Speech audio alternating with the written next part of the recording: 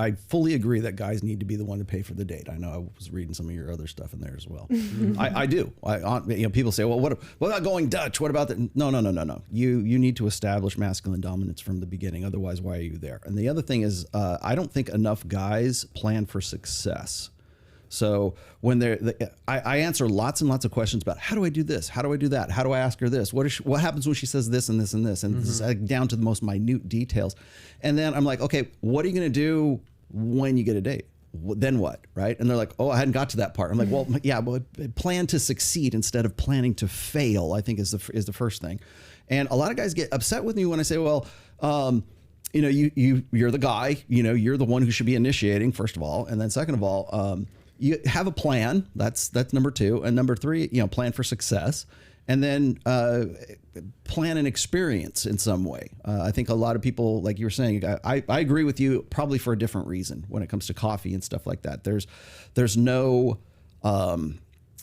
no potential for an emotional connection. And what I mean by that is, and I don't mean, oh, we're going to fall in love or anything like that. I mean, there's got to be some sort of excitement. That emotional connection, that emotional association with that guy can be positive or it can be negative. Doesn't make any difference, right? What love me, hate me, don't forget me. So you want a thriller and whatever else, go take a rock climbing or paragliding or something like that.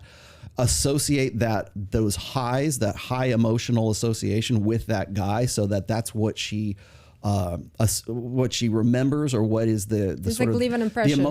In advertising, it's called the emotional center of like whatever the ad is or whatever else. That emotional center has to be when she remembers you. The first thought is, oh, remember when we went rock climbing? Remember when we did this? I don't know, went jet skiing. I don't know, whatever. It's a high intensity, high emotional association with that guy. And again, like I said, it doesn't have to be parasailing. It can be something where it's like, oh, he made me so mad when he said that, but you still remember that guy. You still have that connection and that emotionality with him. So the only way that men can establish that is by coming in and saying, okay, here's where we're going and here's what we're doing. And if you don't have if you have a problem with that, then we're not going to go to get coffee. We might go jet skiing instead, or we might just simply say, you know what, we're going to go hiking. We're going to go do this. If she's not into that, then move on next. I want to get back to I'm not a dog. I don't need to be walked. I don't need coffee. I got an espresso machine. She's looking for services. Yeah. Acts of service. It's one of my love languages. Okay, so that's one of your love languages. There we go. So what are you saying is an ideal first date? So I say the ideal first date is a dinner date, because you can really learn a lot about a person on the dinner date. You can first off, okay, I'm from Croatia. I'm traditional in a certain way. So I want a guy, as he said, to be a man, just like have a plan. Pick me up, take me to a restaurant. I'm going to see what you order. And what I mean by that is he's not going to order for me, but I usually like, let's say if we go on a date, I tell him, okay, I like this, I don't like that. Why don't you order for us? I want to see what you think I would like. So based on that, then I see first of all, what is his palate? I'm a big foodie, and that's actually one of the reasons why like a dinner date is so important for me. Like, and do you care what type of restaurant he takes you to? Yes. It doesn't. Okay. So it doesn't have to be Taco Bell. Her eyes just rolled like the back of their head right there. I actually never went to Taco Bell, I think. Let's go after Taco Bell after this. My treat. What type of restaurant? Okay, so doesn't need to be 5-star. It doesn't have to be 5-star. It does need to be what? But it cannot be a dive bar. But it's just because that's like, if you're dating a girl like me who dresses nice, has nice nails, nice hair, takes care of herself, listen to her, meditations and this and that. Like, you can see that I like maybe the finer things in life. And then based on, like, you need to date in your own league, I kind of feel. So if you like certain things, maybe you said rock climbing and this and that, like, that's not my style. I would never go.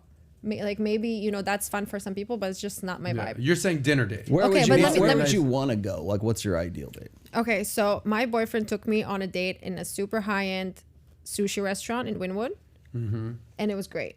And it was it was not too much. It was not like, people in suits serving you, but it was nice enough and casual enough, and it had good cocktails and this and that, and like it was on point. How long have you been with your boyfriend now?